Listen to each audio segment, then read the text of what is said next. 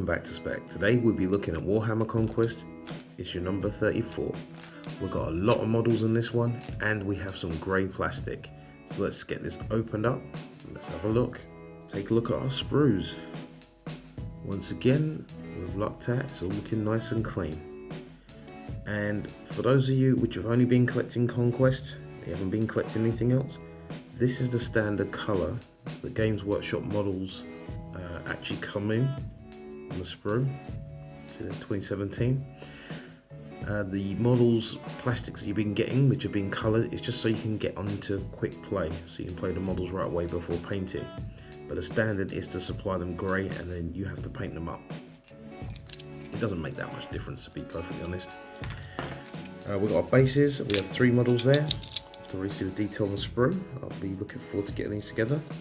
One large base and 2 smaller bases there.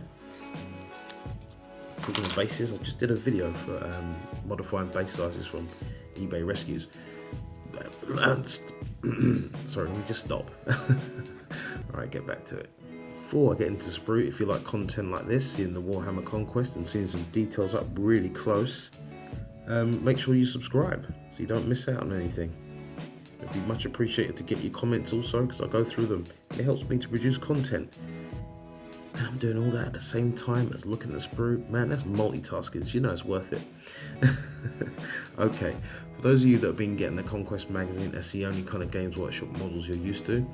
This might be, well, this is the first piece of grey plastic you have. Now, the idea is that, well, actually, this is the standard way that you'll find models from the Games Workshop range. It's only that they use the push-fit models and the coloured plastic to make it a lot easier for you to get into play. So we'll obviously have to glue this up. You can see the sprues 2017 there. As I was multitasking, I saw that. There you go. Get that into shot, that's better. You can see it there. Okay, so you can see the details there. They're not as big as the other Marines, Plague Marines there, but they still look great. You can tell they're chaos with all the spikes on. That lovely looking bell there. Okay, so let's see what we've got other than the bases. You can see there, very nice. Let's have a look at the magazine. Oops, bumping everything today. Okay, so typical villain colours there. Still $7.99, which is good. We've got the Malignant Plague Casters, so now we're getting warp capabilities for the Nurgle side, which is the Death Guard. The Noxious Blight Bringers even, and Deny the Witch Rules. So yeah, this is going to be great now. They're finally getting kind of like the balance to the issue number 8, which had the Primaris Psyker. So it's not all one way. So let's have a look at our sections here. We've got the Plaguecasters, Noxious Blightbringers, Death Guard villains. Finally, we get to see more of those guys. The build instructions, painting, Deny the Witch, Kill the Plaguecaster, and the Death Guard characters. You will see these in future, the battles, because I will be running them. So let's have a look here. Malignant Plaguecasters, that piece of art, that does, no, that does not look right. Okay, so they've used a different method for the art here, and it just looks flat. I'm not, well, you know, that's, no. Okay, we get to see their roles. You've got the leadership there, psychic power speciality, he's got the grenades, corrupted staff, bolt pistol, and its power is the contagion, the gift of contagion. So let's have a look.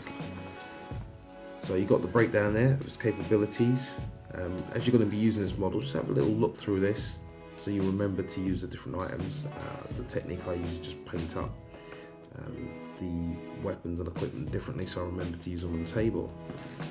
We've got the Noxious Blightbringer. Now this guy looks awesome. This is more like it. You've got the bells there, tolling for death there. Psychological warfare, see, that will mess people up on the battlefield. Oh, that'd just be horrible. Just hearing the death tolls coming, knowing that it's you, and where you hide on that battlefield. Preferred targets, massed enemy infantry. Oh, because he's got his grenades. Okay, let's see. So we've got information there about him being a herald, causing misery. He pace very slow before the Death Guard advance. and they're basically claiming Mortarian's going to arrive. And we saw Mortarian, the Primarch, the Death Guard, the Demon Prince currently. That's a lovely piece of artwork. Look. I mean, Nurglings do tend to steal the show. I do paint mine slightly different, but there you go. You've got the green in there and the copper. That's just lovely. Even the weapons looking good. We getting that full version? Is that what we're getting? Here, having a quick look at the sprue again. It looks like we are. Okay, we'll look forward to put those together. Okay, let's have a look. So I've got the sprue there. You can see the sprue's greened out, and I think that's just so you understand it is for Death Guard. And this is the villains, which is really good. So you're getting 3. It's got the build. We have the glue there for that because you're going to need glue. These are not the push fit models. Back to the Death Guard. You've seen recently my variations in the Death Guard, so mine can range from pale to kind of sea green to the Death Guard green itself.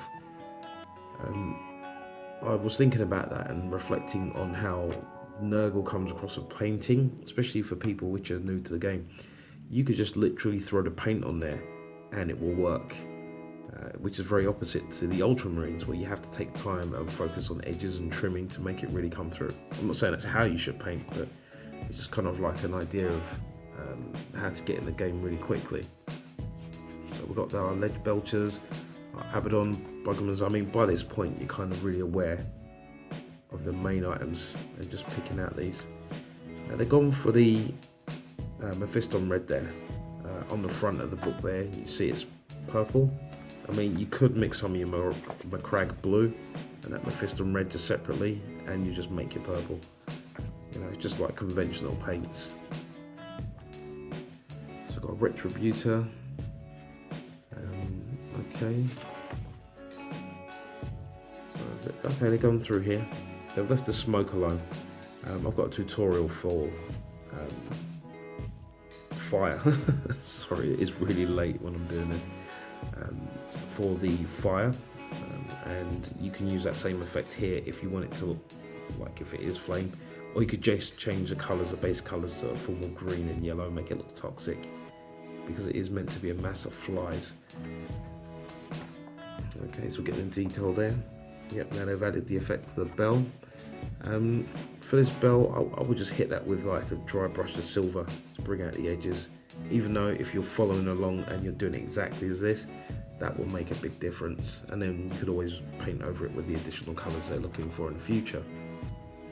Astro Granite, me and Astro Granite are not friends. I mean, I opened it to have a look at the texture to compare it to stuff that I've made. It's pretty much the same. So let's have a look and continuing. I mean, that doesn't look bad. I think with the specialist characters, or you know, like main characters, you really need to add detail to the paint, to the models, sorry. So there will be more variety, and just pick out all the small details and paint them differently, and it'll cause the models to stand out. Okay, so Deny the Witch. So I was talking about psychic tests and the bubble that that they can deny. When I say the bubble, it's like the psychic warp powers.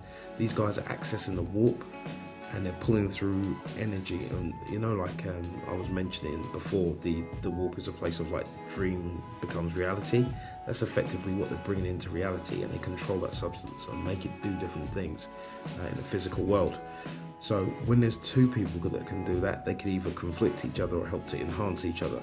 And in this case, you're going to have the Space Marines versus Death Guard, and obviously their interactions are going to be in conflict anyway. So this shows you how to do that. And this is one of those abilities that some people forget that they have.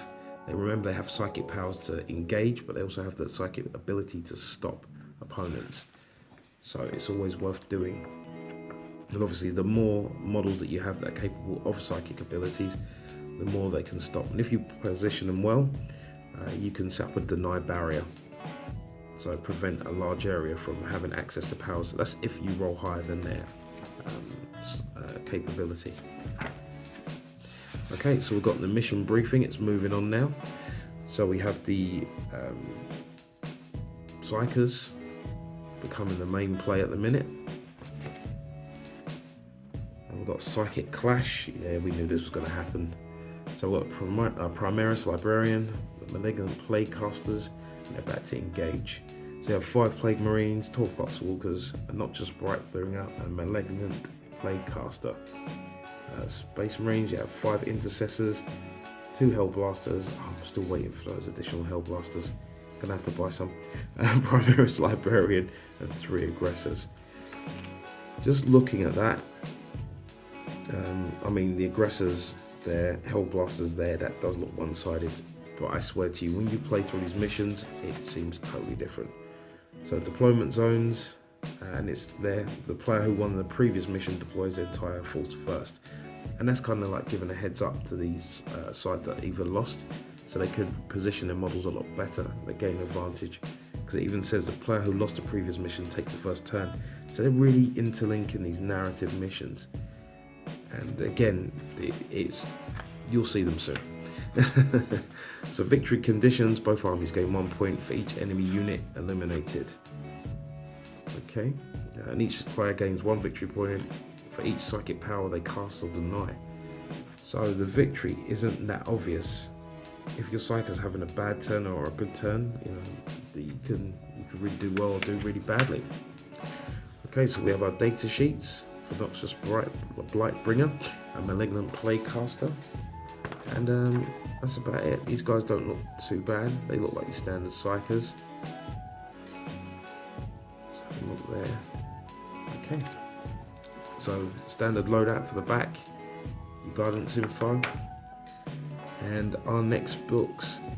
So issue 35. I've already seen this sold out, which is the Chaplain, the Primaris Chaplain. And I've seen some people modify these Primaris Chaplains.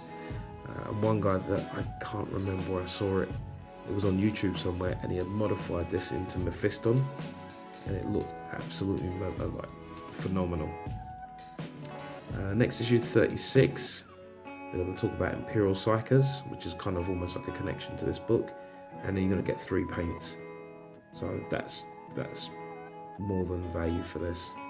Talking of paints, we have the new shade paints, which have just recently dropped. Now, there was another YouTuber which did his thing, and what he did was base coated all of the models white, and then he proceeded to wash them, and the wash had the same effect. And he did this with a whole group of Tyranids. It was the Hormagaunts, and they were really good. But look, anyway, sorry. What I'm saying is there's a lot of hype about these new paints, but it's already an idea that's kind of already circling out there. They do look good. They will save you a lot of time and a lot of effort by the looks of it. But anyway, sorry, I'll stop rambling on. It's just there's been so much recently and there's so much to talk about, but one thing at a time.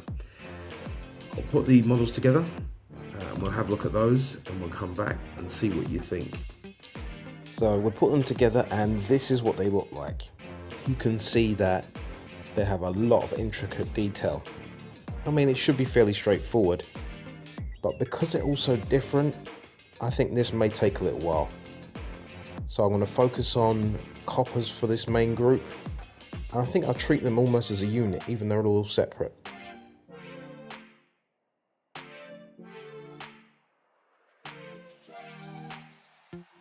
So when I put these 3 together and started painting, I thought of 3 different things that came along with like decay and the tell signs, and there were rust, verdigris, and like acid, and those are the things that came to mind. So I took those colours and applied it to the bases, and also touched those parts onto the models themselves, predominantly one form or another, as you can see here. And they came together quite nice. Well, I've enjoyed my time. I hope you've enjoyed your time. And don't forget, the community web pictures will be going back up again. So if you've got any pictures you want me to showcase, please send them in. It went so well last time and I had so much fun. This has been Spekd. PC out.